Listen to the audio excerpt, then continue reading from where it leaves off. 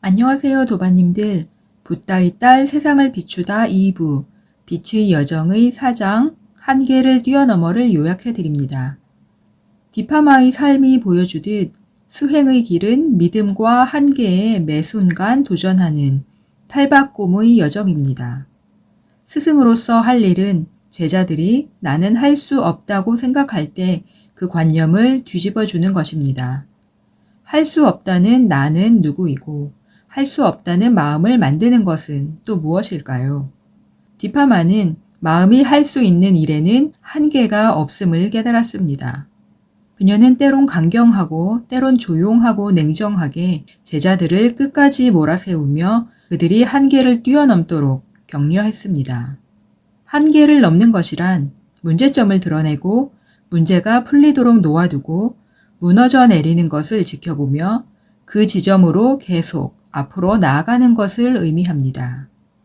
탈바꿈의 여정에는 인간의 한계를 뛰어넘기 위한 용맹스러운 노력, 그 이상이 필요합니다. 디파마는 여러분이 결과만을 위해 수행한다면 그것은 수행의 방해물이 될 뿐이라고 말합니다. 해탈하려는 마음도 욕망일 수 있고 수행의 방해물이 될 수 있습니다. 하지만 하나의 단계를 뛰어넘으려는 열망이 있어야 수행의 길을 갈 수 있습니다. 그것이 우리를 움직이게 만듭니다. 하지만 우리에게 도움이 되었던 바로 그 열망이 다음 단계에서 수행의 걸림돌이 되는 것입니다.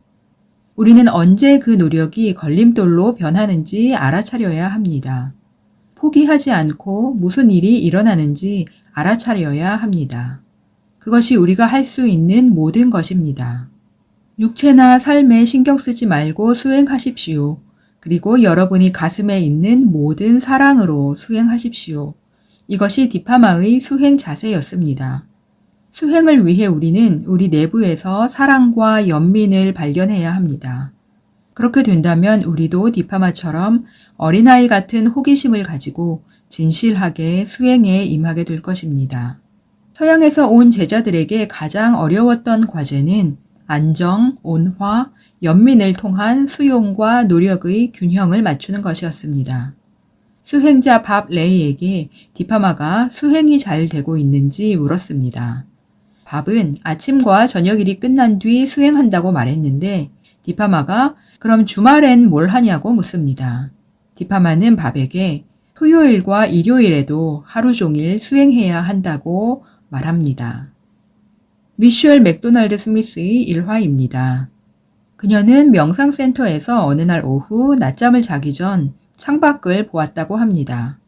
매우 추운 겨울날이었는데 건강도 좋지 않은 디파마가 살이만 걸친 채 눈 위에서 걷기 명상을 하고 있었습니다. 미셸은 창밖의 디파마와 자기가 누려 했던 침대를 번갈아 쳐다보며 자신의 한계를 느꼈습니다. 디파마의 모든 것, 그녀의 끊임없는 헌신이 미셸의 마음을 압도했습니다. 수딥티 바로아의 일화입니다. 그는 디파마에게 자신은 어머니와 아들을 돌보고 사업도 하고 가정도 이끌어야 해서 수행을 할 수 없다고 말했습니다. 하루에 단 5분의 시간도 내기 어려울 만큼 바쁘다고 했습니다.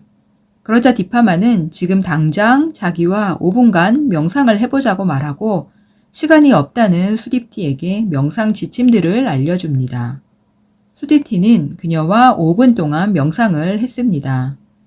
그 후 그는 시간이 날 때마다 5분 명상을 했고 그러다 매일 명상을 하게 되었고 시간도 점점 늘어났습니다.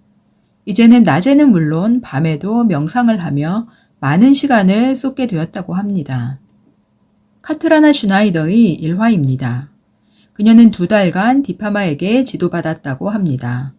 디파마는 인터뷰 시간에 어떤 특별한 감정들이 여전히 강한지, 집중력은 어떤지, 나른함은 어떻게 대처하는지 등 수행을 방해하는 것들에 대해 물었다고 합니다.